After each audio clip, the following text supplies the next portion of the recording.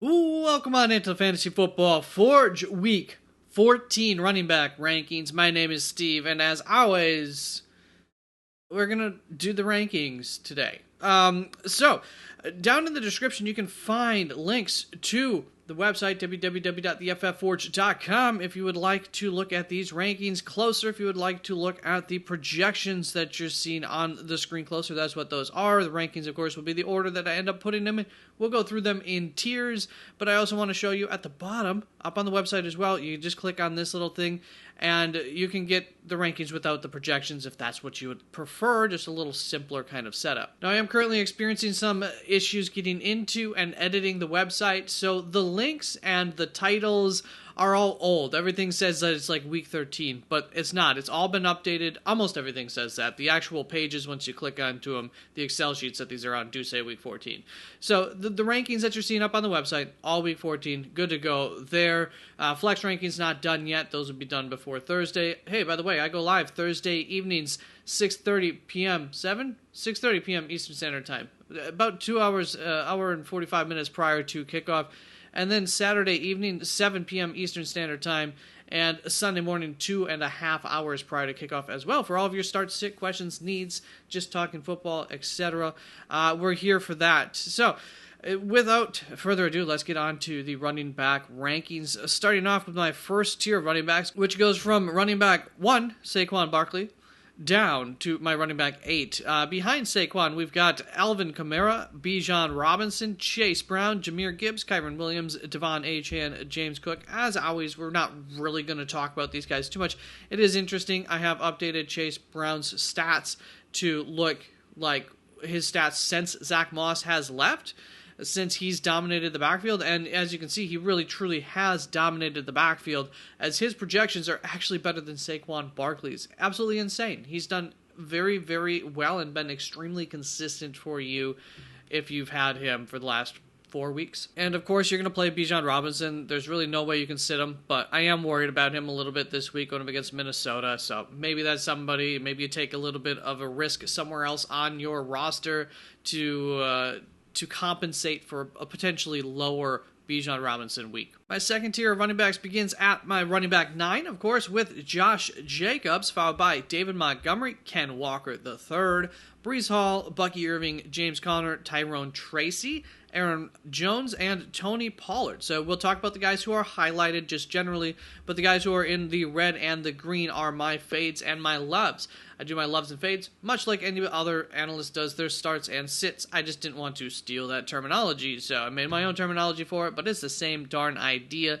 And I didn't do any last week because I just did videos last week with the holidays instead of doing... I just did live streams instead of doing any videos. Felt that made more sense, was a little bit easier to do with the schedule and everything. But 2 weeks ago, I never recapped those. I just need to give myself a little pat on the back. I absolutely killed it for the running backs for almost all positions. I won't bother about patting myself on the back for the quarterbacks and tight ends video, but I think wide receivers, quarterbacks, and running backs, I killed it. Tight ends, I did not 2 weeks ago. So I did very well, and, go back, watch the video if you're really, truly curious to see how well I did, but I kind of killed it. This week, my first fade comes up here at my running back 9, so it's going to be really hard to sit Josh Jacobs. In fact, you're not going to sit Josh Jacobs, almost certainly not, but this is going to be similar to Bijan Robinson, where I'm just kind of giving you a heads up. Don't expect, your normal kind of workload from these guys. Josh Jacobs can slip away in the receiving game from time to time, and is coming out of a game where he was very effective through the air. He went 4 for 4 for 74 yards, but it is tough to expect him to repeat that kind of performance. That's not normally what you get from him. He's more of a bruiser up the middle. They're playing Detroit this week, and that's why we're so concerned about Josh Jacobs. Once again, not expecting him to be able to go 4 for 4 for 74 yards to add to what might be a meager total on the ground. Detroit, as we pretty much well know at this point, are one of the toughest defenses against running backs between the tackles, and that could make it tough for Josh Jacobs because that's kind of where he lives most of the time. So with Josh Jacobs out of the way, we have my love now that we can talk about in Tyrone Tracy of the New York Giants going up against New Orleans, and New Orleans is very clearly the worst defense against running backs on the ground, allowing a league high 5.2 yards per carry to the running back position. That's probably Tracy's worst part of his game. Remember, this is only his second year being a running back in the game of football. But we have seen when he gets a little bit of room that he can get out into open space, and once he's in open space, he's incredibly deadly. So this is a matchup where he could definitely find those gaps, find those holes to get loose and break some big plays. New Orleans hasn't allowed a lot of running backs to do a lot. They haven't allowed running backs to do a lot in the receiving game up to this point of the season. Too often. They've been pretty good in that area on average. That's an area where Tyrone Tracy's strengths are at play. So I'm not too concerned about them like completely shutting down Tyrone Tracy, but when you add on maybe a normal Tyrone Tracy receiving day on top of a really good running back day, it could be a good week for Tyrone Tracy. As you can see, the projections like that ceiling for sure. A little bit concerned about the floor here. I think that makes a little bit of sense too with the strengths and the weaknesses not exactly matching up there. So we look at a worst case scenario and all of a sudden it's a bad day. That's true, but I think we're in a situation where it's more likely going to be a good day here for Tyrone Tracy, hopefully. Then a couple of notes on Aaron Jones and Tony Pollard. So Aaron Jones, for him, going up against Atlanta, this is a good matchup. Atlanta is solid against running backs on the ground, but they're a bottom 5 team against them through the air. And for Tony Pollard, Jacksonville is average against running backs on the ground, aside from 2 things. First of all, they're tied for the 4th most touchdowns allowed to running backs. So definitely not unlike other running backs this week, a little bit hoping for a touchdown. I mean, of course we're always hoping for that, but maybe reliant on a touchdown for a good week here. And once again, Jacksonville decent against running backs on the ground, but also they allow the 2nd most receiving yards, and we know Tony Pollard's good in the receiving game. That's specifically to the running back position. So that is going to lead us into this little tier of running backs that I have. My running backs 18 through 20 are Najee Harris, Rico Dowdle, DeAndre Swift, just kind of the last of this breed of like sure starts essentially. And now we're going to get into the area of more questions with this next tier, which goes from my running back 21 all the way to 28. This is the last tier that we're going to talk about in this video.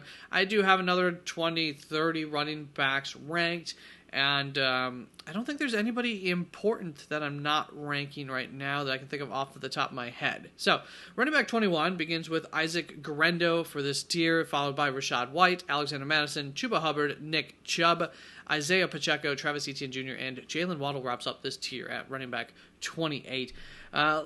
As far as Isaiah Guerendo goes, going up against the Chicago Bears, this tier has a lot of question marks in total for really each of these players and their usage going forward. The one that I feel has the most upside, however, in this group is Isaac Guerendo. He's a big play waiting to happen, and Chicago is tied for the 2nd in terms of the yards per rush allowed to the running back position. They're susceptible to the big play, and you got a guy who, once again, waiting for the big play to happen.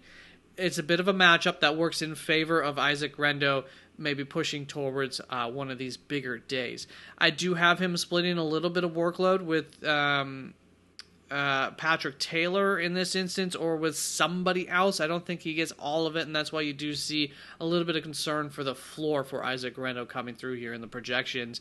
And also, this projection is very much guesswork. I almost could have deleted it, but it seems about pretty accurate there for what to expect, so I ended up keeping it in here. For Rachaad White, we're not talking about him. We're talking about Alexander Mattison, my 2nd love of the week. And going into last week, I thought that the path to success for Carolina, who just faced up against Tampa Bay last week, was through the air with their running backs. Instead, they end up throwing to Jonathan Brooks just 3 times, and that was it to the running backs. Nonetheless, Tampa Bay is still, even after that game, tied for 2nd in terms of targets to the running back position against their defense, and 1st in terms of receiving yards to the running backs against them. So, 2 great numbers that Alexander Mattison can definitely build off of.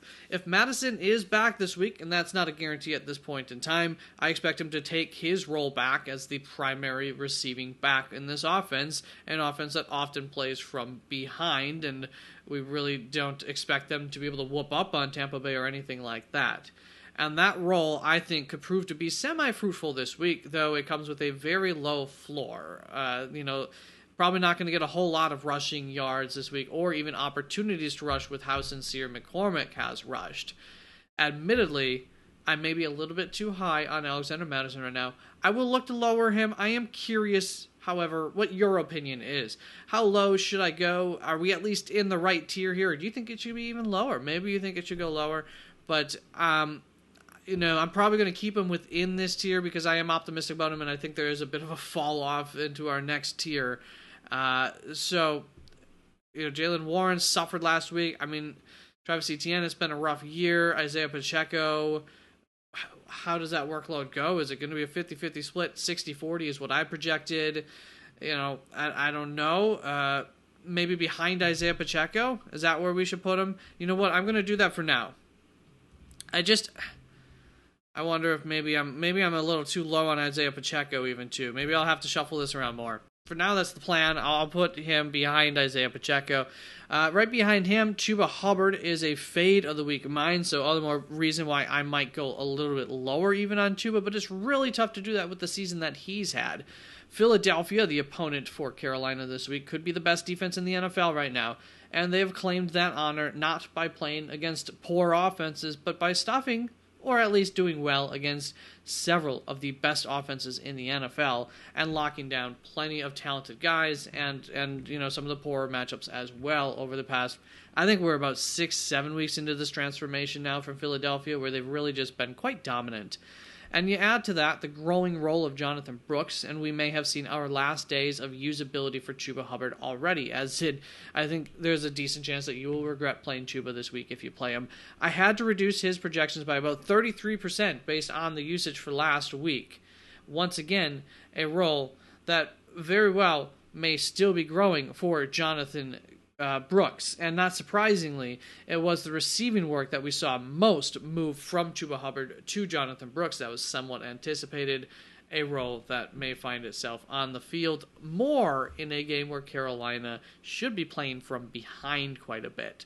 So, a lot of factors working against Chuba Hubbard getting to getting into the end zone, which could go a long ways. It's not that Philly's the most stout defense against the run, but I don't have a whole lot of confidence in that this week with how Philly's defense has been playing against, admittedly, a revival here in Carolina with that offense.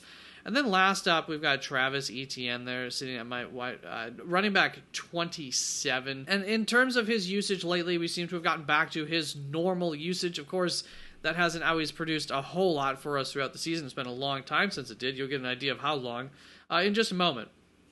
So that is the good thing, is that we're kind of back to the baseline usage for ETN. He seems to be healthy again. However, I'm not too excited about him this week. Tennessee allows the fewest receiving yards to running backs, and they are one of the tougher defenses against running backs on the ground as well, only allowing 4 yards per carry to them. We either need that big play, which we haven't seen really all season that I can think of. Maybe in week 1 or 2 he had one of those big plays. I don't really remember it. Or we just at least need a touchdown from him, which is something that we haven't seen since week 2. And, of course, we're not even going to have our quarterback back in Trevor Lawrence here. So, not expecting a good week from ETN, but hoping for it. And that's going to be it for my running back rankings. Once again, things do change, so tune on in Thursday, Sunday morning for the most recent updates to the rankings. But the top 20 I'm feeling pretty good about there. It's once we get to this tier that there could definitely be some shuffling within this tier. And then I think I feel pretty good about it after this too. So thank you very, very much. Also note, Breece Hall actually has, just this morning it came out, Breece Hall is not a guarantee to play again this weekend. He did not go through practice on Wednesday at least, which it's only Wednesday, so we're not going to panic about that. But something to keep our eyes on, and, Braylon Allen, still worth a hold. All right, that's it. Peace out.